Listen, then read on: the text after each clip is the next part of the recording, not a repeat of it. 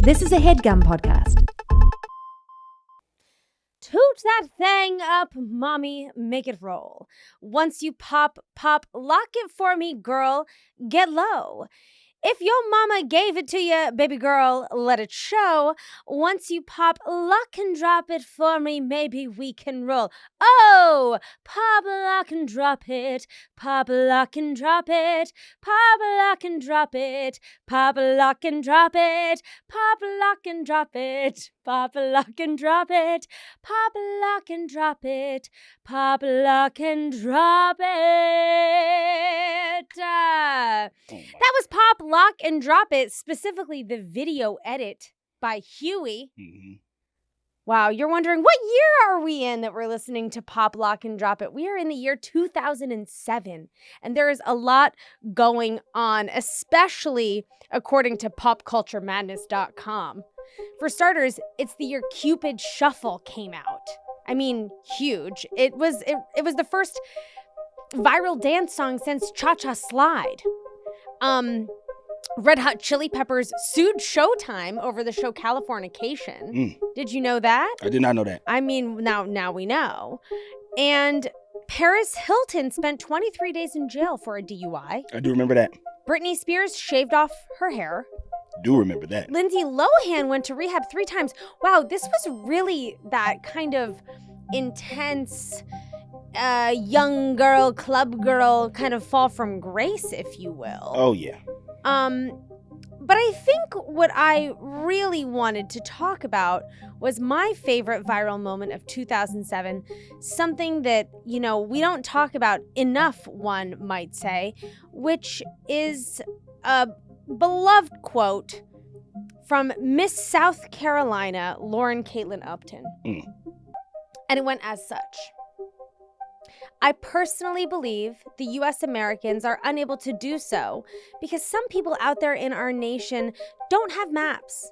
And I believe that our education, like such as in South Africa and the Iraq, everywhere like such as, and I believe our education over here in the U.S. should help the U.S. or should help South Africa or should help the Iraq and the Asia countries so we will be able to build up our future for us.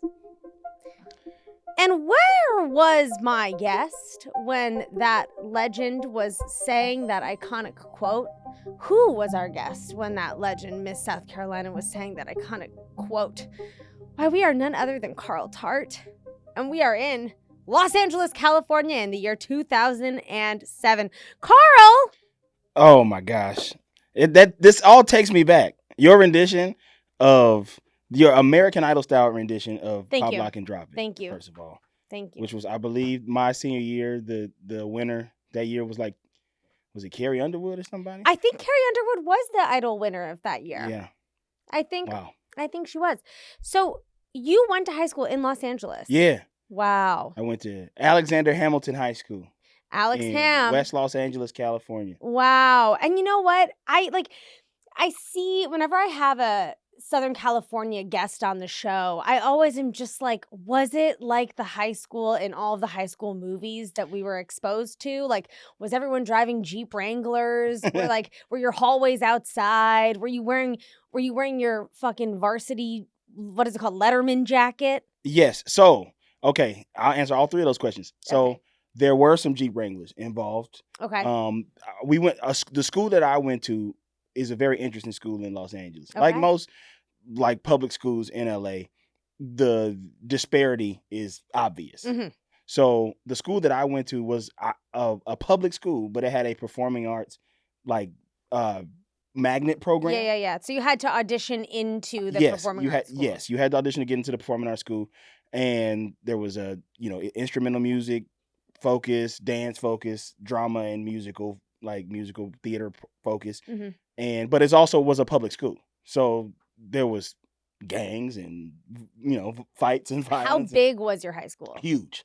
Whoa. I think when I went the first year, my freshman year, I think it was 4,800 kids or something. Whoa. And a lot of kids get kicked out and have to go to other schools. Okay. What they call cap schools. So the cap schools in our area, kids would get sent to Uni High School, which is University High School in deeper West LA, or Venice High School. where they shot Grease. Mm. Yeah. Or like Westchester, Fairfax. Those are the Mhm. schools that are kind of in the. And Westchester's kind of by the airport. Fairfax, is on Yeah. Melrose. And so, but yeah, our school was a pretty sought after school because of the magnet programs. The Music Academy wasn't just the only magnet program. There was a humanities magnet. There was a math, science, medical magnet. There was a bunch of different magnet programs, and it also was just a general, high schools, public school. Were you in the magnet program? I was in the Music Academy. Yeah. You were in the Music Academy. Yeah. What did you have to do to test in? I had to do a saxophone solo. So wow, you were a saxophonist? Yeah. So Oh my I played. God. I learned to play saxophone in middle school at Palms Middle School. Wow. Also on the west side, and I got to high school and I auditioned. I learned how to play the saxophone on the tenor saxophone, which is in B flat, and the baritone saxophone, which is bigger. It's got like a blah, blah, kind of sound to it. And because I was a big guy, the teachers would completely body shame me and say, "Hey, we're gonna make you play the big one." Because you're the only kid who can, hold it? Yeah. And then I got to high school and I was like, I don't want to play the big ass saxophone no more. That was social murder in middle school. Yeah. Having to carry around that big ass case with all and when we were in middle school too, I know this is about high school, but this is it all informs the other. Yes. So in middle school, the style was we all were kind of trying to fit into who we wanted to be. Mm-hmm. And a lot of kids in my neighborhood, that's when they turned to like gang culture. And we were kind of, big dickies, huge t-shirts, Chucks with the fat laces. But then when like an older gangbanger would be like, "What's up, man?" Like you'd be like, "Oh, I don't." Like you get immediately fall back. Yeah, exactly. Yeah. But we were walking around like we were like big deal. But also my thugging was never real because I had a big ass baritone saxophone. And so it didn't quite meet up. So when I got to high school, I was like, I'm gonna play the alto saxophone. That one's an E flat, but the same fingerings and everything, and it's a smaller case. And I get there and I audition, and the teacher goes, "That was good, but I'm gonna be honest with you. We have a lot of alto players that are better than you. So if you want to get into this program, there's one thing you can do." I thought he was going to start unbuttoning his shirt or something. No, it was, he made me play the baritone. No. Yeah. So that baritone sax was like your scarlet letter. Yeah, I had to play it. Oh, God. And my mom, who made me play the saxophone, was like, "Why are you playing that big bear?" I was like, "You made me do this. They're making me do this. I don't want to do this at all." But I found once I got to high school, I was able to also audition into the electronic music program, which the requirement for that was a certain level of piano playing. And I had been playing the piano since I was like 8. Wow. And so I had no idea you have this like musical past. Yeah. My mom got me into that stuff when I was a kid. Cool. And, I did not want. I rebelled against it as much as I could. Did not practice. Watched my peers just get so much better than me because I was like, I don't want to do this. You got into the school and you were immediately like, "Fuck this! I don't want to play the saxophone, but I will play the saxophone because it's like why I tested into this." Yeah, program. I had to. Yeah, I was in jazz band, and my freshman year I was in jazz C band. There's C band, B band, and A band. And A band at Hamilton is like there were people in that class. Like I think my freshman year, the A band drummer is now the drummer for Haim. Oh my God. Yeah, and there was like so many other people like that were huge that have gone on to be like big time. Yeah, big time musicians. Wow. So you're in school, you're playing saxophone, but you're also in the electronic music division. So the first level of electronic music is called music tech, and it's where it's literally just when you walk into the class, all you see is like computers with keyboards in front of them. And so my freshman year was September 2003. Right. So the stuff we were using back then is like obsolete now, which is crazy. When I got homies now that like make beats and stuff like that, and I'm like, I don't know how to use any of this, but I learned on stuff that's like completely obsolete now. Right. But when you get in there, you're like, "Oh, I can't wait, man. I'm finna make this beat. I'm finna do," and the teacher's like, "No, we have to learn about the art of recording first. My God. And the art of electronic music and where it started and where it comes from." And so like the first semester, my freshman year was all just, book learning, like taking tests and stuff on recording. And it was really cool. Now I'm happy that I have that knowledge. Right. But that was kind of like, okay, this is what I'm going to do. Like, I'm going to slowly ease myself out of band because I don't want to be in the band. Right. And I'm going to just focus on this. and focus on electronic music, and my mom will still be satisfied because I'm still doing Right. something with music. And Is I your kind mom of a musician? No, my mom's an actor. So I'm from Mississippi originally. We moved out here when I was a kid, Right. and she moved out here to do acting stuff. But she always had this weird idea that now when I think back on it, she goes, "If you're a musician, you could just like pick up a gig on the weekends and make some money." I was like, back then I was like, that can't be true. And now that I'm an Right. adult, I go, I know that's not true because I have friends who are great musicians Yeah. who have to work at the bank. I say this all the time. The like plight of a musician, I think, of all of the arts, if you rank like the impossibility levels of Yeah. everything, it's like us, and then they're They're right below. The one thing that saves us as actors and comedians Yeah. and stuff like that is we have a union. Yeah. They don't have a union. No, they So, don't like, have a union. even if you make it, you're just being exploited. And also, we have the kind of cool thing where it's like, oh, my friend's writing for this show and my friend's doing that. And like all these broader pockets of opportunity. Yeah. Whereas when you're a musician, you're kind of just like, yeah, my band is randomly down one like percussionist. Can Yeah. you fill in? Yeah. And it's like,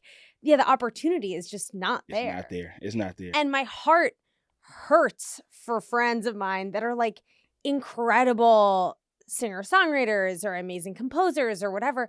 And I'm just like, I do not know how on earth you fucking make it as a musician now. Yeah. TikTok, I guess, is kind of the only way. Yeah. They getting some resurgence on that. They getting some love on TikTok. I guess that's cool. it. Because like SoundCloud, I think, is like dead. Yeah, you can't that era, and it's also crazy how short that era was.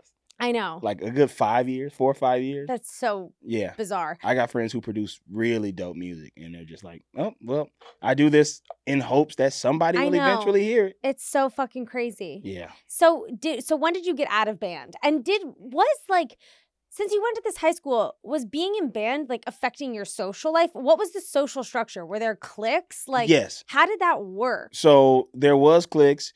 There was this area that they called Disneyland, and it got the name Disneyland. Is stupid kids in the early 2000s.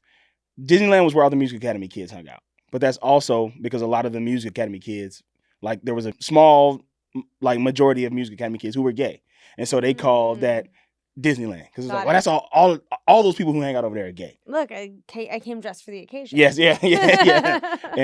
And Magic Mountain was where our school was also 44% Latino. Mm-hmm. So they called that Magic Mountain. And I'm like, it was like all over the place. But I was able, because I was also an athlete. So I was able to. Didn't you also play football? Football, basketball, baseball, track. Wow. I played a season. You were like so busy in high school. Yeah, I was never home. I was never home before 8:00 at night.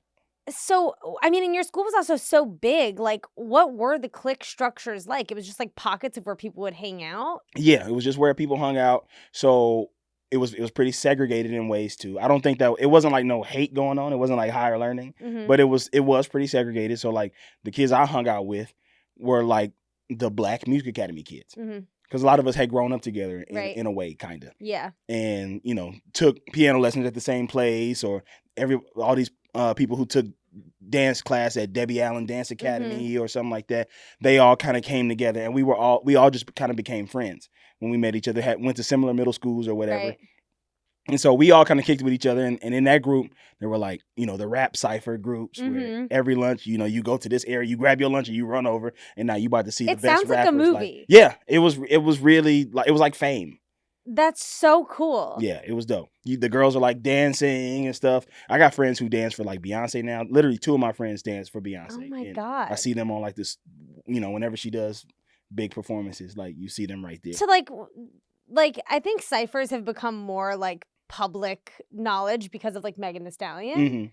Because she talks about how like that's how she came up. Yeah. But like seeing that happen at your high school sounds so cool to me. Yeah, it was dope. And a couple of those guys went on to have like, kind of hits. Yeah. Like they're not like, a lot of them aren't doing much now, but like a couple of them had like got radio spots, especially in the early days of uploading music to the internet. Yeah. A couple guys like, got on a couple mixtapes like best out of LA right now. Like so crazy. Yeah. Were you an anomaly being that you were in the arts, like in the music school and also playing all these sports? Kinda. The music kids did not think that was tight. You know what I mean? Yeah. They were not like, oh, he's a cool jock. They were Right. like, we're doing the cool shit over here. Right. And also our sports teams, my first 2 years, my freshman and sophomore year, we were known in the city as like not being good at sports. Everybody, when you would hear, you say, oh man, like you'd be like playing at a park or something like that. And they go, oh, what school you play at? And I go, oh, I play for Hamilton. And they go, oh man, ain't everybody over there just singing and dancing? Like that's what they're. And you're like yes. Yeah, there is that. But we got, we finna come up. And then my junior and senior year, we did like. And then you were good. We were better. Did you have cheerleaders and stuff? Yeah, and they were the best cheerleaders in the city. I was gonna say real dancers. Yeah, they probably like smoked out everyone Oh my else. gosh, that was the show. People didn't come to watch us play sports. They would bring it on. Yeah, Bring it on. They wanted to see how the roasts would be between. And they always call if you went to Hamilton, you knew like when you would meet people, like if we would go to like teen clubs and stuff like that, and you say, "Oh, I go to Hamilton." Oh man, everybody bougie over there. All the dudes would be like, "Man, Hamilton got the finest girls." Mm-hmm. And then other people add, "Man, that's bougie Hamilton kids. Like they think they better than everybody." And it is kind of an interesting dynamic because I think a lot of the kids that I went to school with, we were black, but we were like kind of middle class black. In the Ladera Heights, Windsor Hills, Baldwin Hills area, View Park. A lot of my friends are from those areas where they come from two-parent households and they were able to be in these programs at early ages. So like their parents put them in dance and music classes when they were kids. So by the time they got to Hamilton, they were like pretty good. And then that just took them to the next level. So there was a bit of bouginess from those schools, like from our school for sure. And there was like, we used to get into fights. We used to get jumped and stuff like that. Like over being from Hamilton because people were intimidated, not intimidated, but like, like they were like, man, they think they tight from Hamilton. I do want to go back to something that you said very quickly. Mm-hmm. Teen clubs. Oh yeah. You would hit the teen clubs. Yeah, we'll be at the teen clubs. We had XS, which was sex spelled backwards. EXS. We had Access, which was another thing. Wait, Access and Access were two different ones? Yeah, there was Cinespace, which is on Hollywood Boulevard. We would go there. That was 18 and under or whatever, like 18. What was the teen club vibe like? Lit. Were you guys getting fucked up? No. There was no alcohol being sold unless people were pre-gaming in their Did car. Did you drink? I did not drink. I did not drink until I got to college. Wow. Yeah, I did not drink until I got to college. Did you smoke weed or anything? Nothing. I was a good kid. Only thing I did to piss my mom off was get really bad grades. I was just about to ask, were you a good student? Hell no. Yeah, I did not do my homework. I know. Fuck a homework. I'm going home and I'm getting relaxing on AIM and Myspace. Yeah, I'm hitting up AIM and MySpace. And listening to music, just downloading music constantly. I'm getting viruses on the computer all the time. So the summer going to my junior, like the late sophomore, early junior year era, I got a scholarship to produce music by this guy named Jack Elliott. Shout out to him. No, Alan Elliott was his name. His dad's name was Jack Elliott. And it was the Jack Elliott Scholarship. And they gave like 30 students who wrote an essay a iBook G4. Wow. And an Oxygen 8 MIDI keyboard. Oh my God. We had to produce an album by the end of the year. Album? Yeah, we had to produce an album by the end of the year. Like, what does an album entail? How many tracks? Like 8 to 12 songs. With different genres. This was our music, our electronic music final every year too, by the way. We had to produce at least an 8-song album, and one song had to be classical genre, one song had to be avant-garde genre, one song had to be like jazz, one song had to be modern, and then you could put 4 other songs that you wanted. Right. Just whatever you worked on. But the teacher had some very specific, like, he was not a racist man, I'm not gonna say that. He definitely was like, I don't want albums full of beats. Right. Sure. It was like, you're saying this to a specific group of kids in this class. You're saying this to a very specific population. Yeah. And it's like, that's still music, sir. Yeah, it's not targeted. Yeah. Don't bring me an album full of beats. I want music. We want music. I don't want beats. And it's like, well, beats are music. Are music. And, if done well, can be, incredible. Yeah. One of the people in my class, the best person in my class, is this artist by the name of Tiffany Goucher, who is now having a what is it called? She's coming up in the R&B world right Yeah. now, and she's great. Everybody go check out her music, Tiffany Goucher. Shout out Tiffany Goucher. Yeah, her cousins are D Smoke and Sir, Whoa. who are also coming up in the rap There we game, go. R&B game. That's a super talented, that Goucher family. I was going to say, it sounds very talented. They're a very talented family. She was the best in our class. So her beats were always so symphonic, and like, oh, we'd all be like, yeah, we can't do this. She's awesome. But I'm happy that she's like getting on right now. She did the Tonight Show. She did Wow. Like, it's great. It's really cool. How were your beats? Not good, because I did not practice. Right. I wanted to play sports. So once I got over the excitement of being in the electronic music class, Right. I was like, I'm over it. I just don't think I want to do music. Right. Because I think my mom, it was a rebellious thing. Because now I love music. Mm-hmm. And I listen to music in a different type of way. I'm a DJ. Yeah. But I just was like, I just want to play sports, right, and hang out with my friends and be on AIM and make funny away messages. What was your AIM name? I didn't have like a crazy AIM name. What was it? I can't tell you because I still use the email. Oh, okay. I can't tell you on air. But off air. Yeah. Mine was my name backwards. It was Aturg 19. That's tight. It wasn't sexy. I wish that I had, like, you know, the flirty girls would always have like Angel Baby, like XX in the front, lowercase, uppercase, this symbol, whatever that symbol is, like asterisk swirly, like Angel Baby, like no vowels. Yeah, I wish I had something like that, but mine was really dumb. My sister's was Funky 5432. Which I just think is very funny because it's like Funky 5432.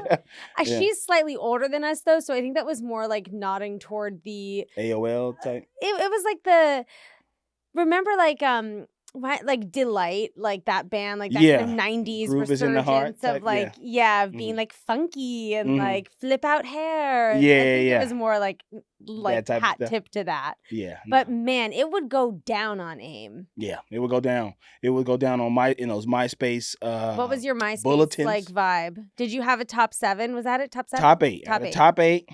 And I had all my homies, but my number 1 in my top 8 was my homegirl from middle school, who we weren't even like super, super close in high school, but we were always just really good friends. And I never took her out of, she was a safe number 1. Yeah. Shout out to Ivana.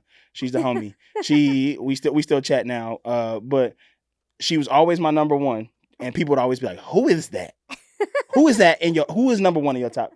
And I'm like, don't worry about it. You could be number 2. She's going to stay there. Because it was always like... Yeah, the power ranking was real. Yeah. And people took it personally. Oh, my homies that I didn't go to high school with, like homies that I had went to elementary school with and we was friends, they weren't in my top 8. And they were upset about it. Of course they were. But then they went to top 16 and I added them into that.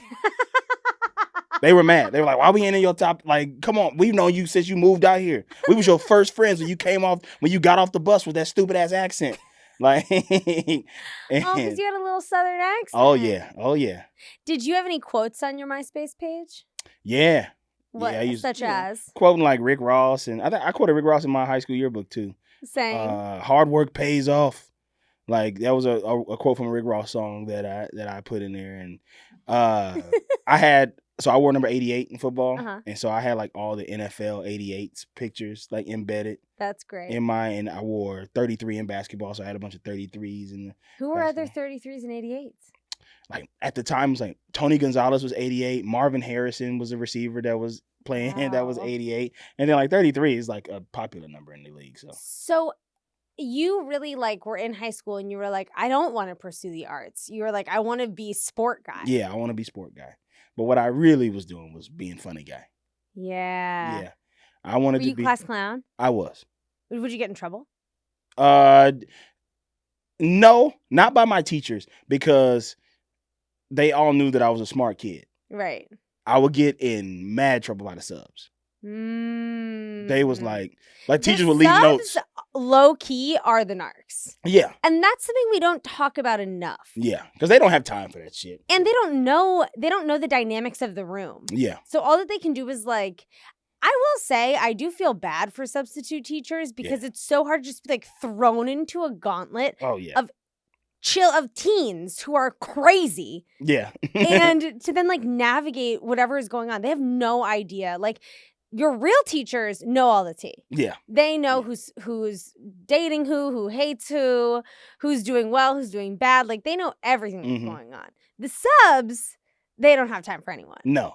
And they would like, we would also, don't let us get like a young, cute sub. No. Oh, it's over for you, sis. I'm getting like, you can't be having hot subs. Oh man. One time we got a sub, like I'll never forget this. She looked like you. And she was like, my name is Michelle. You guys can call me Michelle. I said, oh, it's over, Michelle. We finna be all up in your face all day long. What did you do to her? We just was trying to hit on her the whole time, flirting with her. It was probably like, she probably was so uncomfortable. Like, shout out to you, Michelle, if you're still teaching school. No, that was her last day. That had to be like, we were just, and the jokes were just flying and like, and don't let her laugh. Oh, when she laughed, it was like, we got her. Man, I'm finna get her number. Like, ain't nobody getting Michelle's number. But when she told us to call her Michelle. She said, call me Michelle. She was like, you can call me Michelle. She probably had to be 23. Oh my God. 22, 23 years old. Substitute teachers have to be ugly. They gotta be. It's just the only way you get respect. We had a sub that was sub for us a lot named Mr. English, and he's a black dude. And he's like, no, I ain't having it. Now, I know you. I know. He would like point to like, you, sir, I ain't having it. Not today. It ain't gonna be happening today. Whatever you got up your sleeve, soon as I walk in the classroom, go, Mr. English. And we liked him. He goes, no, I ain't having it. And we know that would be me as a teacher. Yeah. I would walk in and because you need to assert power up top. Yeah. And we ended up respecting him because he literally was like at our school all the time. And I think one teacher, he was in middle school too. So when we got to high school and he came over and I was like, oh, Mr. English from not today. Not today. He was Mr. English. Shout out to that dude too, man. I hope he's doing well as well. All of my best teachers in high school were ugly. Yeah. There were some hot English teachers at my high school. No one could, we took them seriously, but like, I don't know. They were just like young teachers I remember I had a science teacher in middle school who was 21 years old. Yeah. How am I supposed to take this 21-year-old seriously? Yeah. Like, you need to be over the age of 60. But you didn't feel like, because I know that I had young teachers in middle school. I also had a science teacher who was young. She was like a young nerdy lady, and she was like hot to us. Mm-hmm. But then like she would like play with rats and shit. Yeah, and I'd be like, ugh.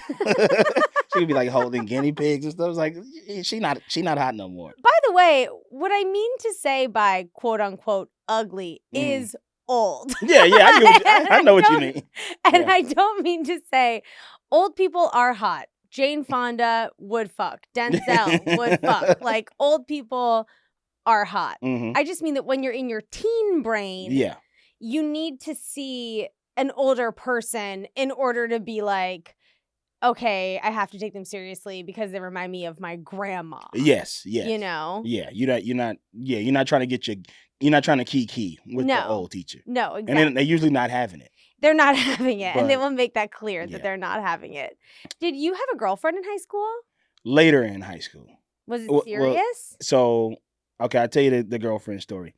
So, I kind of had like a couple girlfriends, but they were all very short-lived. Mm-hmm. And then like my senior year, I was in a situationship with a woman the whole time where we were not together. Mm-hmm. We were not officially together, but we would fraternize after games and things like that.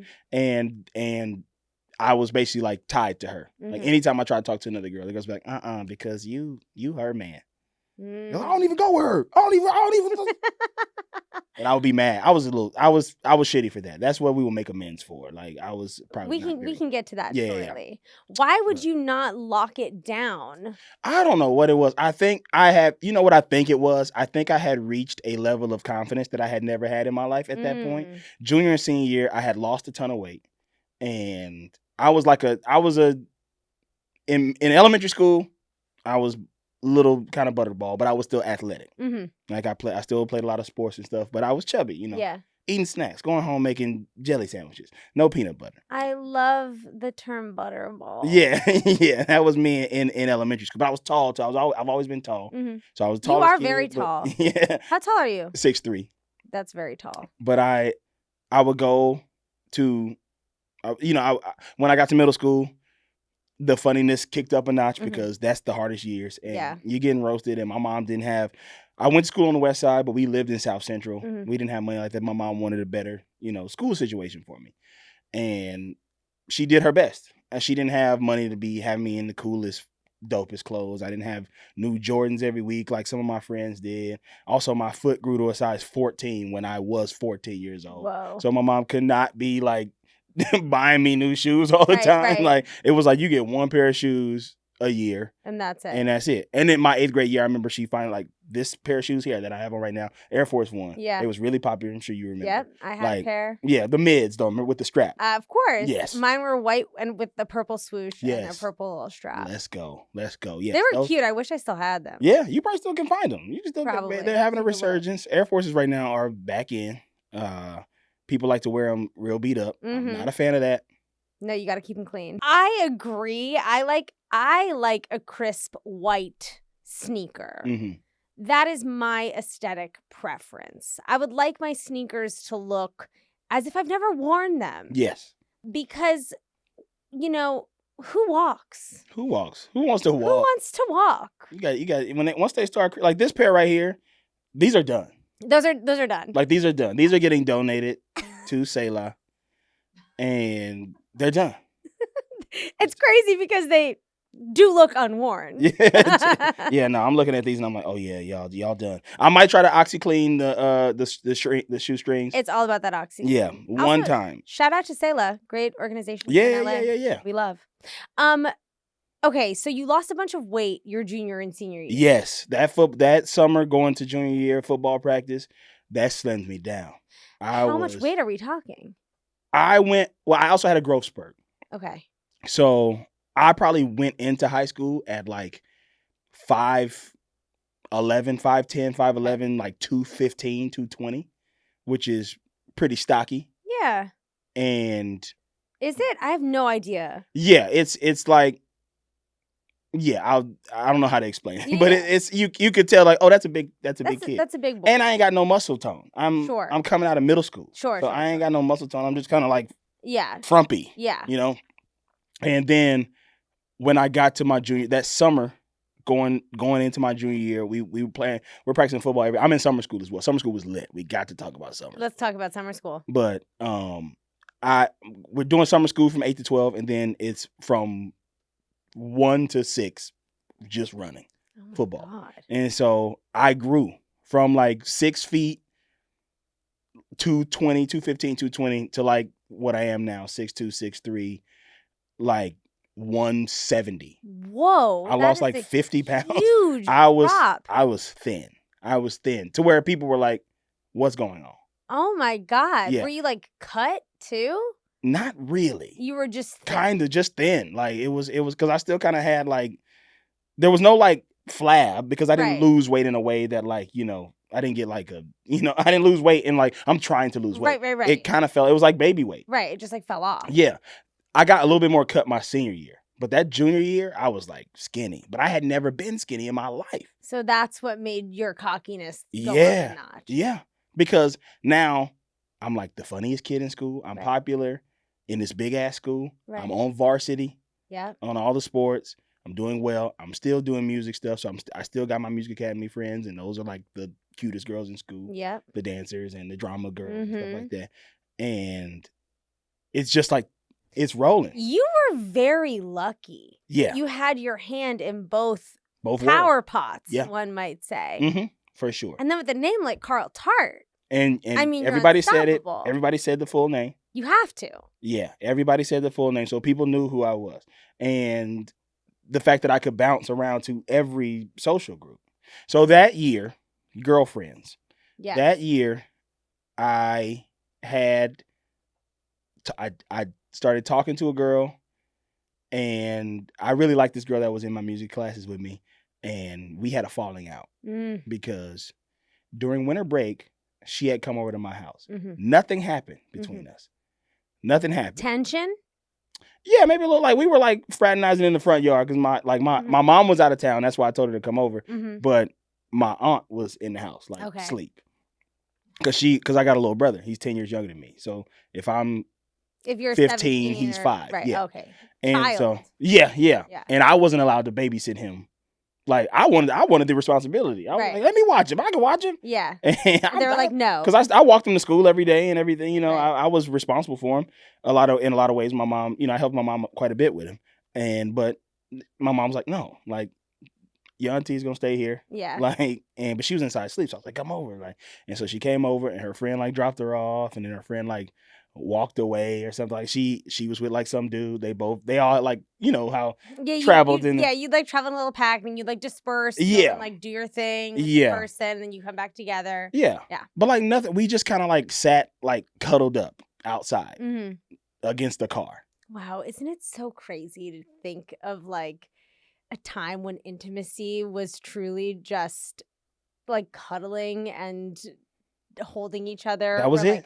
Holding hands or something like that. Yeah. In many ways, that does feel more intimate to me now than fucking. Yeah. Yeah. I mean, because if we talk about coming over to somebody's house now at midnight, you know what the fuck is going on. Yeah, and what if someone was like, I just want to cuddle? I'd be like, no, I'm going the fuck to sleep.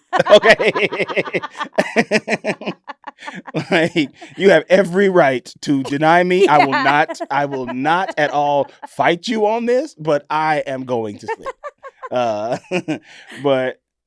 Yeah, so she came over and we just kind of cuddled up a little bit. I don't even think we really kissed. It was a little peckish type because we both were very innocent, and I was not a person who would make any type of moves, and she was not that either. So it was very innocent. I told my friend that this happened, and he ran with the story, and somehow it turned into we had sex. That I was saying that, and I never said that. I got really upset with him, and he thought it was so funny.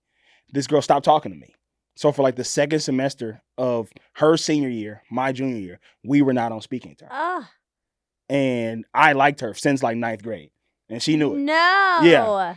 And she was a sophomore when I was a freshman. She was in concert band with me. And What'd she was you a play? clarinet player. Oh, clarinet. Yeah. Clarinet was hot. Yeah. And I liked her, and she stopped talking to me. Literally, it's crazy to think the problems that we go through now. Sure. Because back then I was devastated. Of course. Yeah, I couldn't That's believe. the love of your life. Yeah, and I'm trying to message her on MySpace, sending long, I swear to you, I didn't say this. I would never say this. Because I was not that type of guy. I would never go and lie on some shit like that. And she never responded? She literally just iced left me on red. She sent one long message, and then that was it. And so we'd have to walk by each other, and it was we didn't know each other. Ships passing in the night, and it was hard. But I had to recover. I couldn't let the fellas know I was sad. No. So then I started talking to a girl on the track team. Okay. And this shit is crazy, man. And because so we were on a track team together. I didn't really know her like that, but I would see her around. I always thought she was cute. Yeah. And then one day after track practice, I'm on the bus and she gets on the same bus, and we don't say a word to each other. This is the Santa Monica Big Blue bus. Shout out to the 12. And we're taking the bus home. She gets off one stop before me, and we didn't say nothing to each other on the bus. We didn't say nothing to each other at track practice. So I go into the house, find her on MySpace, send her friend request, and slide in the DMs. First DM slide of my life. 2006. Wow, legendary. Yeah, 2005. This is 2005. Or maybe it's early 2006. Okay. So second semester of my junior year. Yeah. And sliding her DMs, and then we kind of chatting the DMs a little bit, and then her homegirl hits me up what's up? You like my friend? Love that. I mean, yeah, kind of yeah, she cute. And she lives in my neighborhood. And then the next day, do not talk. At all? Do not talk all day. Don't talk at track practice. We also do different events. I was a shot putter and a high jumper, and she ran did like, 4x1 or something like that. And that night we sit next to each other on the bus. I'm like, Carl, grow a pair. Yeah. Go sit next to Who her. sat first? She sat first. And then you and I said I was not sitting near her, and then I got up and was like, "What's up?" And then she's like, "What's up?" and then we started talking after that, and that was my first kind of like hookup experience. Wow. Yeah. That is romance. But here's the crazy part. It's crazy. I can't believe I'm about to say this, but I hopefully they don't listen to this. But I'm not saying anybody's name. We're like hooking up. We're meeting up. Yeah. Like somewhere in our neighborhood. So wait, at this point, are you having sex? When we say hook up, we're just fooling around. Just fooling around. Okay. Just fooling around, little hand stuff, and making out. Okay. And not having sex. But we were like having these rendezvous. But she's also the first girl that ever came to my house while my mom was not home when I was in high school. And we got to fool around. But then she had to like rush home. Like right. Her dad was like blowing her LG chocolate up. I had the LG white chocolate, so you know. Yeah. She had to run home. But she was like, we can have sex after a month, but you gotta kick it with me at nutrition and lunch every day. Like kick it with me and my friends and be my public open boyfriend. And then after a month, and I was like, I can't do it. I turned it down. You turned down I was like, sex. A month? I have to kick it over there for a month with the fellas. No. We got shit to talk about. I'm with the fellas. Come on, man. I can't leave the fellas for a month. Dude, that's social murder. You telling me y'all don't have to sit at y'all's table? Okay. And they were like not that cool in their senior class. We were all friends, but they were like not. And they sat at this table, and they were arguing. So when we like walk by, they'd be like, "Ooh, hey, that got your boyfriend." I cannot believe I couldn't even do the month. You turned a high school student, a horny, I assume, high school boy. I was because now that I am experiencing, okay, oh. Like now I'm like figuring out, I could not do the month. And I still go back and go, damn, should have did the month. No, I appreciate that you didn't do a month. Because in high school time, a month. I mean, we don't have much time here. We don't have months. Like I don't have months to be kicking it with you and your friends. I'm not friends like that with them. 3 days. I'll come over to you. I will check in. Yeah. I'll check in at your table. I'll give you a public kiss. That's already pushing it. No, kissing, my high school had a disgusting amount of PDA. Yeah. You know those weird couples that would like be on the floor, like making out and holding each other in school? Yeah. I would be like, what are you doing? What are you doing? Yeah. What are you doing? We were not, Deans will be walking around being like, get that shit out of here. It's so fucking crazy. Yeah. Now. Oh my God, is that a knock at the door that I hear? Are we in the school guidance counselor's office? Oh Why, yes, we are. And I am your school guidance counselor. And the amazing thing about me as a school guidance counselor is you just have to talk about something that's like bothering you or whatever it is. And you talk about it once and then you're cured. That's how therapy works here in my counselor's office. And then when you're done, you get a Jolly Rancher. Oh my gosh. Okay. It's a treat at the end. So you can use this time, to do whatever you want to do to rectify something from high school that's bothering you to this day. I want to tell this woman that I'm sorry for not being patient enough for a month to have sex. That would have been great, but I alas loved my homies too much and did not want to be seen as a person.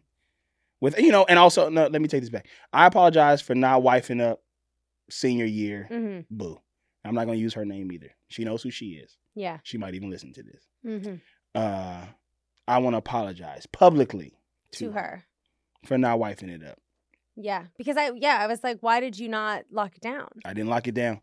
I was out here in these playing streets. I felt like I was, and also keep in mind, no other girls were messing with me at this point. But for some reason, I needed that freedom.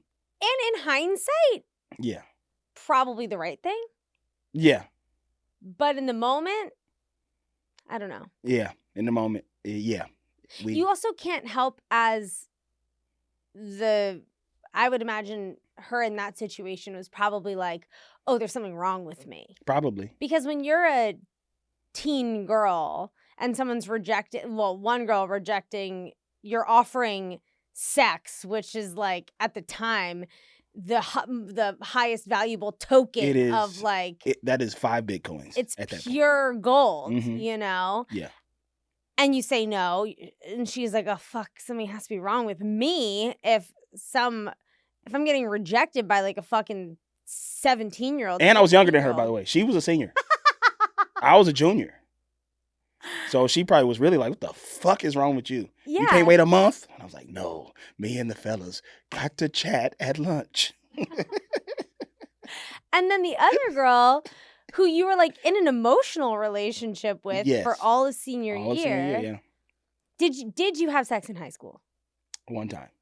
With her, yeah. Okay. Mm-hmm. Wow, and you never locked it down. Never locked it down. And that was the time. I hope my mom's not hearing this. That timeline was probably like it was like a plan. Here's some crazy shit. She's not the same race as me, and we were not allowed to be prom dates because she said her brother would have been upset by it. Oh my God. Because I was black. Kind of sad, but we still were like, but we're gonna kick it after prom. I went with a girl who I was not into. She went with a guy she was not into. Well, this is great because I always ask my guests, what did you wear to prom and who was your date? So this is immediately answering a question. Yes. So I wore a black pinstriped suit with burgundy accents. Sick. What color was the shirt? The shirt was gray. Beautiful. The shirt was like silver. Love. Silver grayish shirt with a burgundy tie. Red wine tie, Merlot. And the Rich. suit was black with white pinstripes. I wanted to look like Lebron. He had a suit like that, and I did. I told my mom, I was like, we went downtown, we got a $99 suit, and I was like, Ma, I just want to rent a tux. And she was like, renting a tux like $300-something. I'm finna buy you a suit so you can take it with you to college. Yep. And so the suit that I wore to prom was a suit. It wasn't beautiful. And I took my date. I waited too late to ask everybody. And the date that I took to prom. Also, there's another thing I need to talk to the guidance counselor about. I was making bad decisions in high school. I took a date with me, and the woman that I asked was all the senior superlatives were a male and a female. Yes. And we had known our superlatives at that point. I was voted class clown, and I took with me the woman who was voted class clown because I thought it'd be funny. Right. And she Two was clowns going to prom together. And she was my friend. Turns out, what I learned a little bit later was that she liked me. I did not know that. I was kind of a dick that night to her. That she still remembers. She brings it up sometimes now. She's like married with like children now. But she will bring it up. Remember you were a dick to me on prom night? I go, I feel really bad about that. I wish you wouldn't. A casual ribbing. Yeah. Yeah. You know? Yeah. But it wasn't like a dick. It was just like, I kind of like let it be known that I was like, all right, well, yeah, this is, we finna take these pictures and then I'm out because I'm going to the girl. Yeah. Wow. And I'm also finna dance with like all the girls. Sure. But like, it was like, she was like, oh. I think as your guidance counselor. I'd like to apologize to her too. I think that all of these apologies are valid. You can release them. You were what sounds like a very sociable young chap. Yeah. Just wanting to be funny guy, wanting to be loved, wanting to be adored by everyone. And those things happen. You know, I think that you could have been, look, I went to high school with people that were way bigger dicks than that. Yeah. Yeah, no, I was not a dick. I was not a bully. No. Everybody, I was cool with everybody. You were just like, hey, I have other things that I want to do. Yeah. That maybe don't involve you. Yeah. And I'm sorry, but like, I got to go and do X, Y, and Z. Yeah. I still think it's really, so what ended up happening with the girl that you couldn't go to prom with who you wanted to go to prom with? We had hooked up both of our first times like 2 months before prom. Okay. And we did not hook up night of prom, but we hung out that night. And because we were with a big group. We got like a hotel room at this hotel on Wilshire that was probably gross. And it was like 12 of us in this room, and we were all piled up in there after prom and stuff. And then after high school, we dated, Okay. but it did not last long. And we didn't talk for a really long time. And we just recently, she popped up in my people you may know on Instagram. Like, this probably 5 years ago. And I sent her a friend request, and she responded, and she engages. Nice. So hopefully she's not mad at me anymore. Kind of a nice ending to the saga. Yeah. If you could go back in time and give your high school self any advice, what would it be? Stop caring so much about what people think. And Classic. learn that then. So it won't be bothering you now at 33. Yep. Like, I feel you. Yeah. Yep. Yeah. Beautiful. You already answered it for me, but what was your senior superlative? Class clown. Did people vote on them? They voted on them. And also, I came in, this is a very funny thing. So I told you earlier that all the Music Academy kids, I was like the only athlete that they knew. Mm-hmm. And so I came in like second or third for most athletic, but the kids on the teams like knew I was a very average athlete. And they was like, "What the fuck? Carl, man, hell no, man, how you get up there?" I said, "Because I'm popular." Because you're popular. And the white Music Academy kids was like, "Who plays on the basketball team?" "Oh, Carl." And you know what? It's kind of a harsh lesson that we in entertainment sort of learn every day. Popularity ultimately does get you very far. Yes. A lot of the time, it doesn't mean you're the best. Mhm. If you're popular, it holds power. And these are lessons that we learn in good old high school, unfortunately. Class clown was rightfully mine. Of course. That was me. 100%. But being that close to winning most athletic was also you, though. Kind of me. I mean, I was very athletic. Didn't you go to college to play I did sports? go to college to play sports. So you had to be athletic. Yeah, I was good. But there were like dudes who like went like D1 right. and were like, I have a buddy who played in the NFL. Sure. So and he and he didn't get most athletic. He did not come even close. He did not come even close. I would like to end this episode by asking you if you remember any songs you wrote in your time in high school. Songs that I wrote. So I was just thinking about this the other day. It's so funny. I made a beat to my buddy Reggie, who was the running back on the football team. He rapped a song called Too Serious. And I remember the hook because I was thinking about it the other day and I was laughing my eyes because my mom brought it up. She was like, "Remember that? I still got that CD." And I was like, it's too serious. How I murder these tracks. It's too serious. Something in the back. It's too serious. It's like when Michael Jackson was black. And I was thinking about this the other day and I was in traffic dying because I made the beat. It was my beat. What was it like? It was pretty tight. It was like, boom, boom, boom, boom, boom, boom. That shit was hard. I was in my bag on that one. I would like to hear a Tart beat. My mom may still have the CD. A lot of that music was on the iBook G4. Rest in peace. Mm-hmm. My little brother running around the house. It was plugged into the charger because you know how Apple laptops back then and still not today. It had to be plugged in. It had to be plugged into the charger, and it was plugged into the charger on a wall, and it stretched kind of across. Yep. And all he had to do was be looking, but he was 7. Sure. He ran into it. No, he was 8 at this point because this was after high school. So he was like 8. And he ran into it, and he pulled it off, and it fell off a big ledge and cracked. And so that computer is dead. All that iTunes library, all that music I downloaded off of LimeWire. For all of that. Man. Do you still remember? I know you're trying to wrap this up. Do you still? No, I don't. I could talk about this all day, by the way. All day. Do you still remember if you hear a song now that would be on one of your playlists back then? Oh, yeah.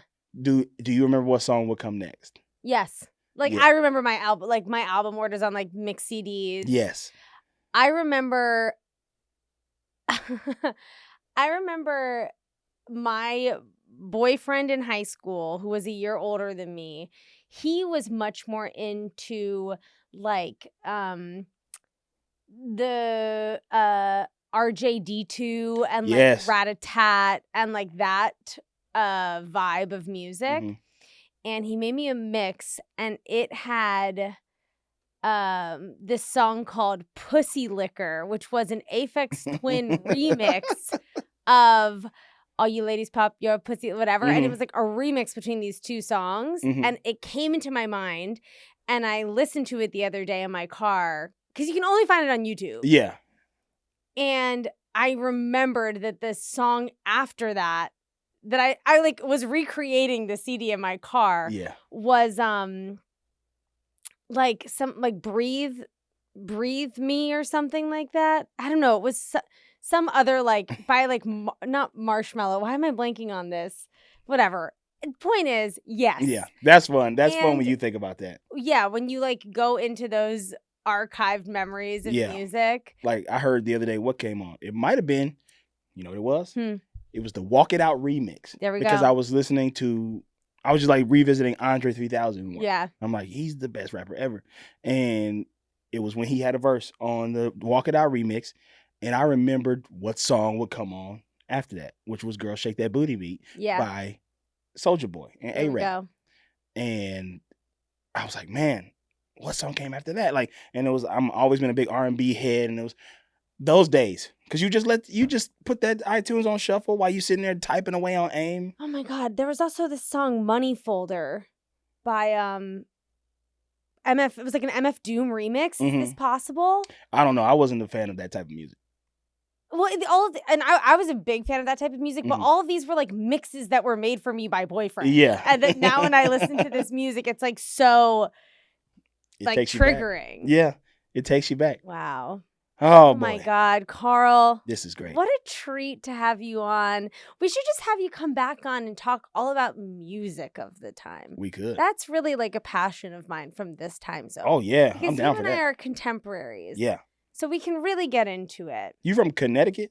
No, I love that you do think that though. Where you? I'm from Washington, D.C. Washington, D.C. I thought, did you go to college in Connecticut? I went to boarding school in Connecticut. That's what it was. Yeah, You told me that on and the my show. husband is from Connecticut. Okay. So there are Connecticut ties. And I do look like I'm a Stepford wife from Connecticut picture is here. great. You know? Love this picture. Carl, where can everyone that listens to my podcast listen to your podcast, which I have been so lucky to be a guest on? Yes, you can listen to XOXO Gossip Kings right here on Headgum, wherever you get your podcast. This is a Headgum podcast. That one is too. And Greta had a great episode. Please come and listen to the whole thing. We're rewatching. Me and my buddy Lamar Woods he's rewatching. I am watching for the first time. Gossip Girl. Greta did have a spoiler for me. First 5 minutes of her being in the room. Yeah, but I do not remember good. what it was. Yeah, you don't remember. I don't remember, so I'm very happy about that. Yeah, you blocked it out. I blocked it out because I really am invested You're in the show now. Yeah. And so please come and invest with us. It's very fun. We've had some great guests on.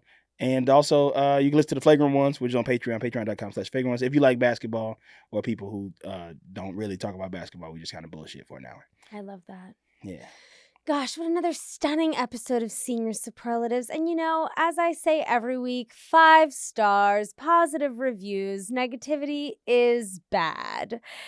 And I would just like to say thank you for listening. Please continue listening. And as I say every week, stay cool, never change. Until next time, ciao. That was a Headgum podcast.